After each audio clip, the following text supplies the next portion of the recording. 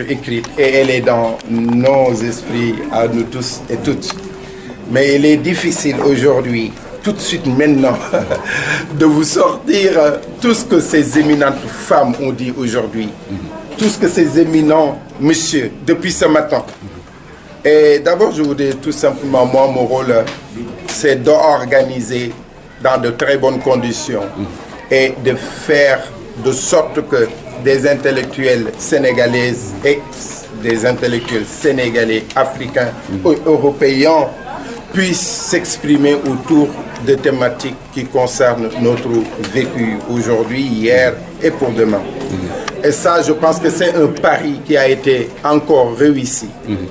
Et je voudrais aussi, avant d'avancer sur autre chose, rappeler qu'un grand artiste sénégalais, un grand maître dans ce qu'il sait faire, M. Cheikh Lo, nous fait aussi l'honneur de clôturer en apothéose ses réflexions autour de sport et cohésion sociale demain ici à l'Institut français de Dakar au niveau du théâtre de Verdure. Donc nous y appelons toutes les populations sénégalaises et nos hôtes. Donc ils peuvent avoir toutes les informations au niveau de l'Institut qui donnera toutes les possibilités et facilités pour que les gens puissent venir écouter ce grand artiste. Maintenant, vous savez, il y avait eu beaucoup de passion. Moi, je pense que, surtout cet après-midi, surtout le dernier panel, voilà. Vive les femmes, quoi. Moi, je dis, donnons les pouvoirs aux femmes. Donnons. Que les femmes prennent les pouvoirs. Parce que quand il y a les femmes, M. Yadmelo parlait tantôt de la vérité. Les femmes, et moi je vais écrire un texte d'ailleurs pour parler de l'émotion. Parce que on a fait dire à Senghor ce qu'il a dit, mais qu'on n'a pas compris. L'émotion, ce n'est pas le manque de raison. L'émotion, c'est le savoir fondamental. C'est le savoir des derniers savoirs. C'est le cœur. Et c'est seul le cœur qui peut contenir le grand maître de tous les savoirs. Donc, concrètement, j'aimerais dire qu'il y a de très bonnes idées qui sont sorties ce matin, qui sont sorties encore cet après-midi.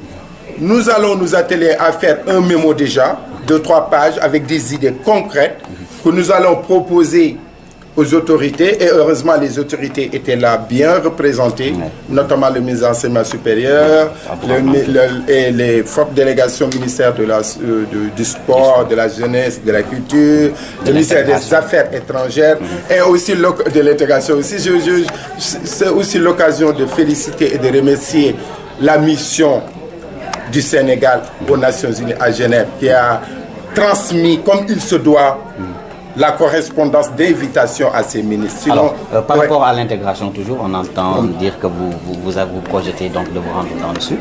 Là également, il y a une mission qui vous attend là-bas. Oui, nous allons, Inch'Allah, j'espère que les événements qui se passent actuellement, d'ailleurs, c'est pourquoi je reçois beaucoup de messages, dont même de l'Alliance française à Ziguinchor.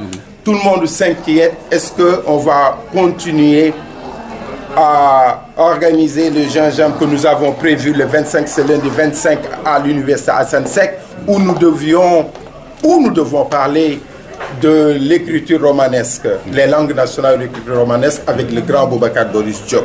Et ça, c'est une initiative des étudiants de l'Amicale de lettres. C'est pas Gourguinoy, avec tout ce que nous avons le droit de faire et que nous faisons. C'est eux qui nous ont dit nous voulons. Et je sais qu'ils ont tout organisé. Vraiment. Pour que ça soit très bien.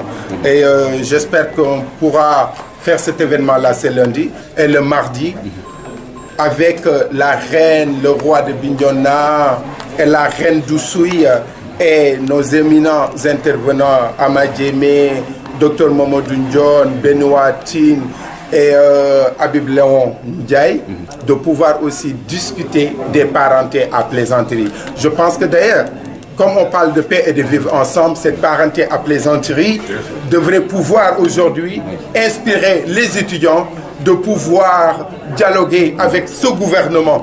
Parce que ce gouvernement, c'est des jeunes comme eux. Donc, il faudrait qu'ils arrivent à trouver des points de convergence pour régler leurs problèmes et aussi respecter les biens de la République. Si nous détruisons les biens de la République, nous déconstruisons ce qui fait que nous sommes une nation. Maintenant, le sport, on a essayé de montrer comment l'éducation sportive, comment aussi le développement du sport au niveau de ce que peut apporter au niveau marketing économique au développement du Sénégal, parce que nous avons peu utilisé les moyens du sport. Et je pense qu'on peut peut-être, pour compléter, donner la parole à notre collègue journaliste, Savané, pour compléter un tout petit peu ces propos-là. Voilà. Félicitations vont bien sûr aux membres du gouvernement, au président et à son premier ministre, parce que pour la première fois de l'histoire du Sénégal, on a un ministre des sports femmes. Et ça, je pense qu'il faut qu'on le dise et qu'on le félicite. Et maintenant, ce qu'on va dire, c'est que être femme et diriger 3 portefeuilles ministériels, c'est déjà très important. Et je pense qu'aujourd'hui, elle a le défi de parler de culture, de regarder sur le sport et d'avoir bien sûr la vue sur la jeunesse. Et tout ça, c'est des grands sentiers du Sénégal, parce qu'aujourd'hui, cette jeunesse a besoin de beaucoup de choses sur le plan éducationnel, sur le plan de l'emploi, mais également sur le plan de la formation. Les infrastructures manquent. Alors aujourd'hui, on va dire que le ministre des Sports, de la Culture et de la Jeunesse a quelque part le plus grand défi à relever dans ce gouvernement. Et elle aura besoin sûrement d'être accompagnée par nos dirigeants. Elle aura également besoin d'être accompagnée par tout le Sénégal, puisque la jeunesse, c'est tout le monde, c'est notre avenir, c'est nos enfants, c'est nos petits frères, nos petites sœurs. Je pense qu'aujourd'hui, on peut lui dire bonne chance, en tout cas dans ce Merci beaucoup. cas-là. Merci à vous.